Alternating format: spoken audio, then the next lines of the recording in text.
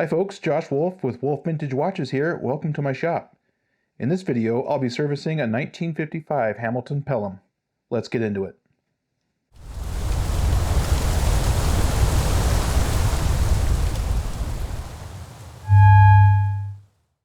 If you're new to the channel, I post vintage watch content weekly. Please consider subscribing so you don't miss any videos. If you enjoyed this video, please click the like button. It really helps the channel out. As always, the first step in servicing a watch is removing the case back. And for this watch, the movement is actually held inside the case back. So I can remove the dial and the movement from the case back. And we take a look inside the case back, and they make it really easy to identify this model. Now I can remove the dial by loosening the dial feet screws. Here I'm removing the handset, and I'll remove the hour and minute hand with the levers, and then just by taking the dial off, it'll pop the sub-second hand off. And I can begin disassembly, starting with the dial washer and the hour wheel. And then I like to move on to the keyless works and remove the setting lever spring, minute wheel, setting wheel. And then I can take out the yoke spring, the yoke, and then I pop off the cannon pinion with my tweezers. Here I'm taking off the setting lever. It screws in on the watchmaker side and pops out on the dial side. And now that I'm on the watchmaker side, I can remove the ratchet wheel, crown wheel, click, and the click spring. The crown wheel here has very, very small screws, and it actually comes in two pieces. It's this little retaining piece, and then the crown wheel itself. And I can remove the barrel bridge. It's important to remember to remove the setting lever screw at this point. There's been several times when I've put the movement in the cleaner and forgot to take care of the setting lever screw, and it goes missing. And continue to remove the train bridge, being careful not to damage any of the pivots. And now I can remove the train of wheels and the barrel. Now I'm loosening the hairspring stud screw on the balance cock. This will allow me to remove the balance and clean it separately. I just want to loosen the screw so I can remove the stud. The screw is very small and can be difficult to reinstall into the balance cock. Here I'm using my tweezers to push the stud out so I can clean the balance. It's also important to remember to retighten that screw so it doesn't shake out during the cleaning process. And now I can remove the pallet cock.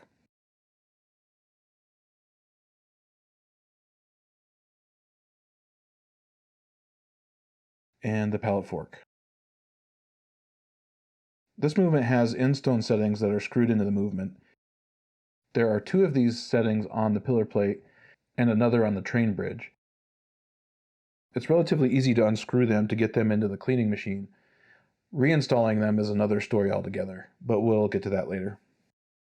It's important to remove these prior to cleaning to make sure that all of the jewels are completely clean.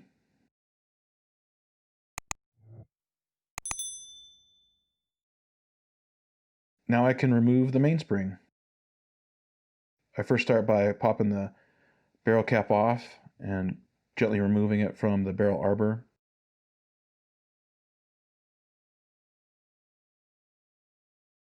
Using tweezers, I can work the barrel arbor out from the mainspring and get the mainspring started with my thumbs.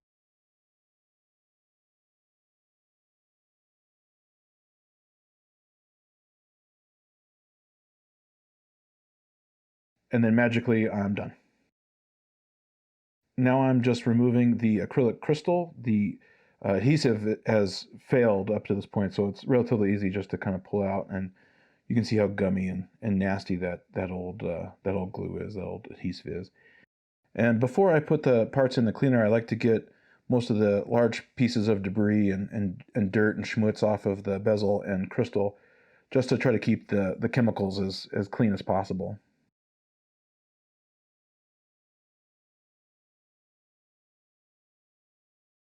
Now that all the parts are out of the cleaning machine, I can begin reassembly, starting with rewinding the mainspring. I use these vintage mainspring winders, which you've seen before in some of my previous videos. This mainspring has a T-end and has two little tabs on the end that fit in holes in the barrel and the barrel cap. And at the end of winding the mainspring, I have to use my tweezers to work it in to the winding barrel a little bit. And it just pops right in there. And here you can see the mainspring fully wound inside the winder. I need to line up the tab on the end of the mainspring with a little hole in the bottom of the barrel. And usually I get it pretty close, and it takes a little bit of maneuvering to get it to line up and fit through the hole. This day, the watch repair gods were with me, and it snapped right into place.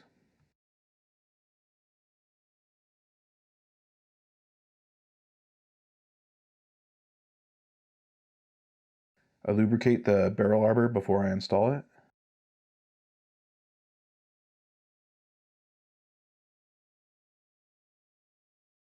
And I work it into the hole on the end of the mainspring. Here I'm installing the barrel cap. This is a good view of the hole that the T-end of the mainspring fits in. The larger hole on the left is designed to help you pop the barrel cap off. The smaller hole on the right is actually where the T-end of the end of the mainspring sits and secures it into the barrel. Using my tweezers, I secure the barrel cap to the barrel. Now I can begin reinstalling the end-stone settings. This could be a bit of a tricky procedure. The best way I've found to do this is to put the end-stone setting in place, secure it with a bit of Rodico, and then turn the movement over, and then reinstall the screws.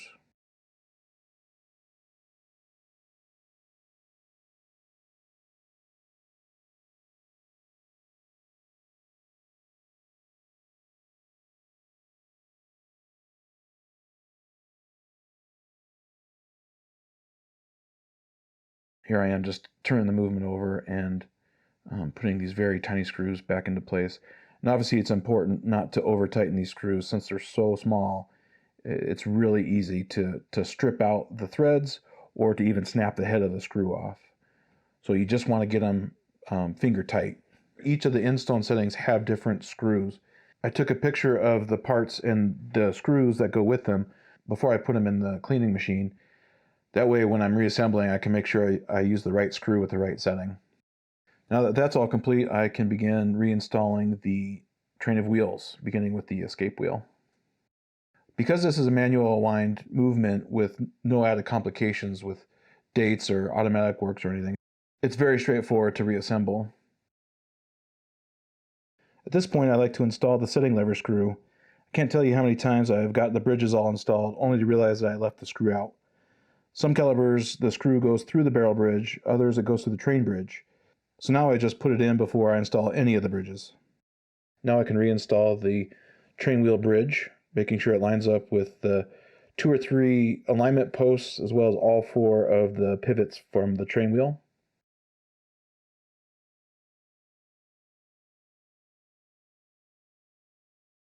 Sometimes this can be a little tricky, and usually it's the escape wheel that's the last pivot that needs to be lined up, and here I'm just manipulating and maneuvering that escape wheel around to get the pivot to line up with the pivot hole.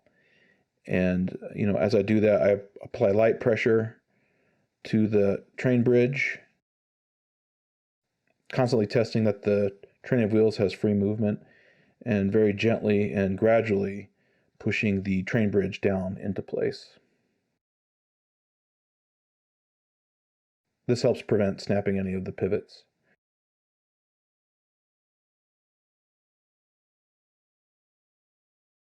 Once it's seated properly, I can secure it with the 3 screws. Here I am lubricating the bottom hole for the barrel and reinstalling the barrel. On goes the barrel bridge.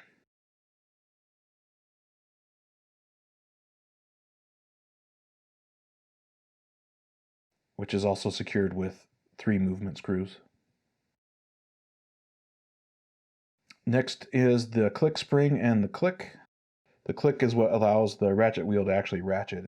It forces the ratchet wheel to spin only one way and locks it in place when it's attempting to spin back the other way. This allows the power from the mainspring to travel down the train of wheels and not just unwind in the barrel.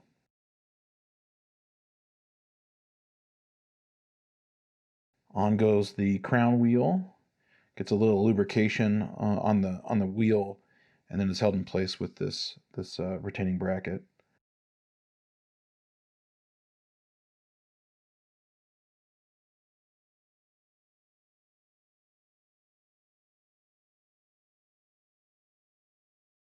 Which is secured by the 2 screws.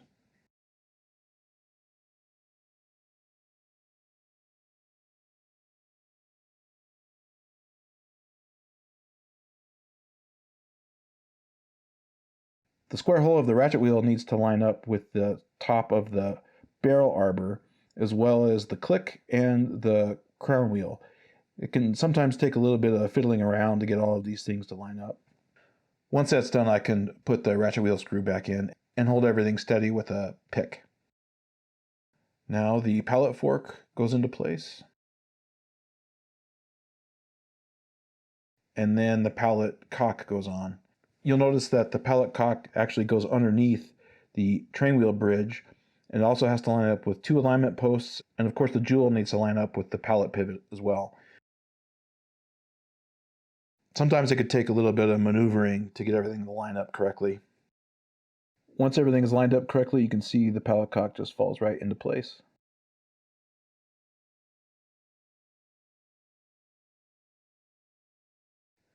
Here I'm just testing for free movement of the pallet. I'll put a little bit of wind in the mainspring to test that the power is making its way all the way through the train of wheels. I can now lubricate the face of the pallet stones.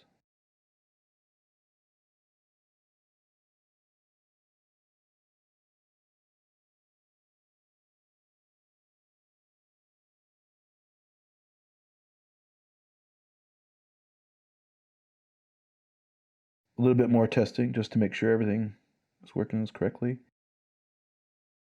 Here I'm loosening the hairspring stud screw in preparation for reinstalling the balance. I'm lubricating the end stone, and now I can reinstall the balance. I need to line up the balance pivot as well as the hairspring stud into the hole.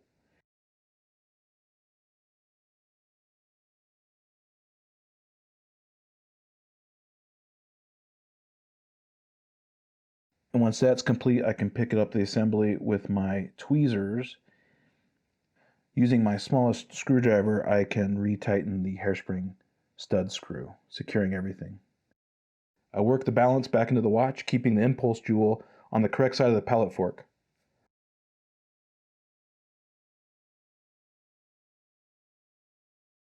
This is my favorite moment of servicing a watch, when I get the balance cock back in place and the balance starts to swing on its own with just a little bit of wind that I have in the mainspring at this point.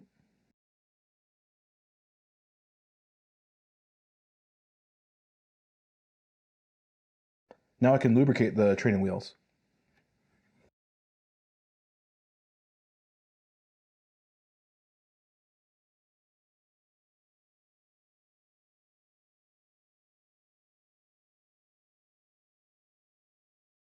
Setting levers can sometimes be frustrating.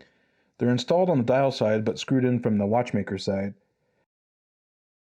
I hold the setting lever in place with the tip of my finger, turn the movement over, and only partially screw in the screw. I need to leave a little bit of room for the stem. I can lubricate the winding pinion and the clutch wheel.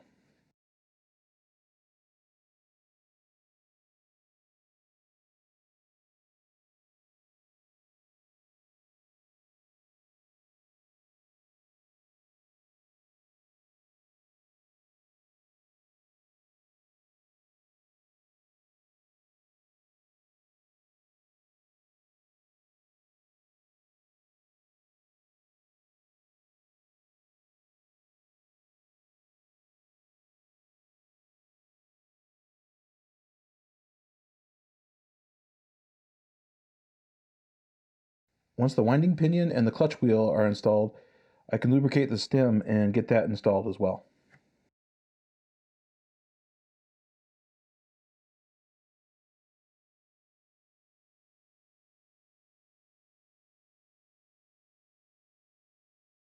Once the stem is installed, I can turn the movement over and fully secure the setting lever screw. Get a view of how the setting lever and the stem interact here. Now I can lubricate the dial side pivots.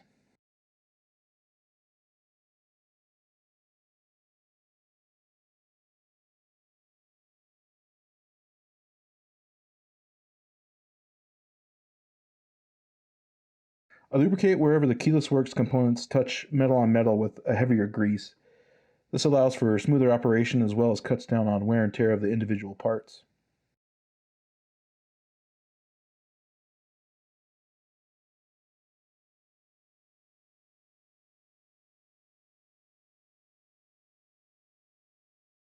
Anytime I'm removing or installing a spring, I always protect it with a pick or a piece of pegwood to prevent it from flying off into the parts graveyard known as my floor.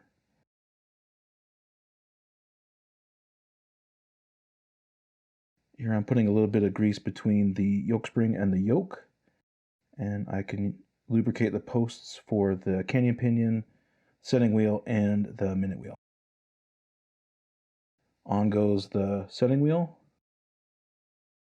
I can reinstall the canyon pinion, which is just pressure fit over that pivot, and the minute wheel goes on. Next, I can install the setting lever spring, which acts as a spring as well as secures all the keyless works components.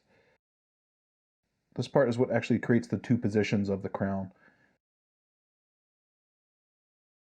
The setting lever spring is secured with 2 screws, and some more testing now that everything is secured back in place. A little bit more lubrication.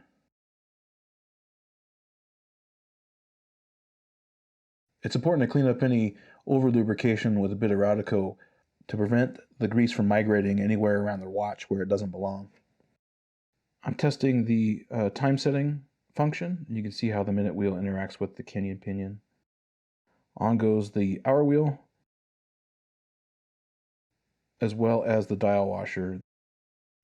The dial washer is just a thin piece of brass that acts like a spring that holds the hour wheel down in place.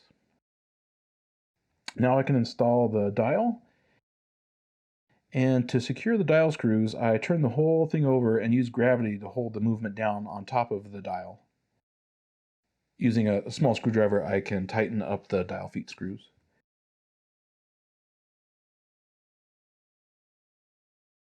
A little bit of cleaning before I install the handset.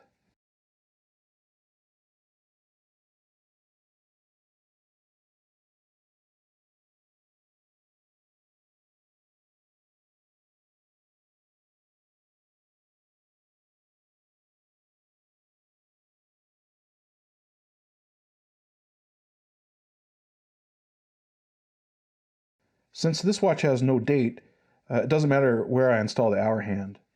Once it's installed, I can just line the hour hand up with the 12 o'clock marker. The minute hand is then laid exactly on top of the hour hand, and I'll check for clearance to make sure that there's enough room between the minute hand and the hour hand, and the minute hand and the markers.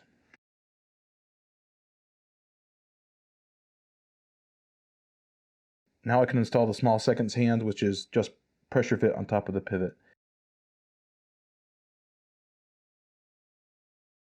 And again, just checking for clearance between all the hands and alignment at 6 o'clock. Now I can perform an initial regulation of the watch. Here I'm just speeding it up a touch and I overshot it, and so I'm going to slow it down just a little bit. And we can look at the time grapher and see how we did.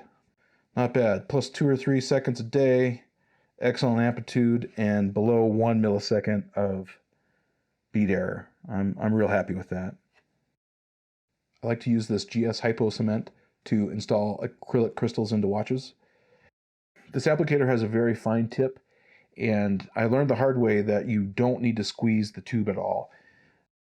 Usually there's enough pressure in the tube for the glue to flow out at a reasonable pace to get good coverage inside the bezel of your watch. I like to make sure that the glue is actually in the corner between the flat part of the bezel and the in the vertical part of the bezel. So when you install the crystal, there's good coverage on the bottom of the crystal as well as the side of the crystal. This helps secure the acrylic crystal into the bezel very well.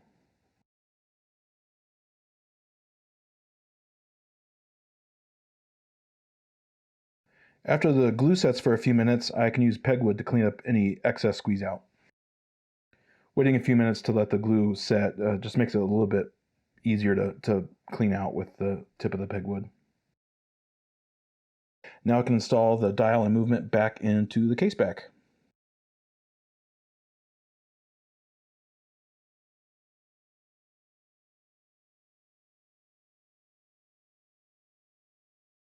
A little bit of final cleanup and polishing of the dial and the markers before I snap the bezel and crystal back into place. This Pelham is ready for action again. There you have it, a caliber 753 in Hamilton Pelham from 1955. The caliber 753 was only made by Hamilton for a few years beginning in the early 50s and was replaced by the shock-protected caliber 770 in 1950. The 753 is an enjoyable and easy movement to work on. Being a manual wind three-hander with no date complications, it's a very simple and straightforward movement. This high-quality movement will continue to run for decades to come. If you'd like to see my review of the completed watch, click the link in the upper right corner or in the description below. To see this and many other watches I have for sale, please check out wolfvintagewatches.com. As always, thank you very much for watching. To support me and my channel, please remember to subscribe, like, and share, and leave your comments and questions below. See you next time. Bye.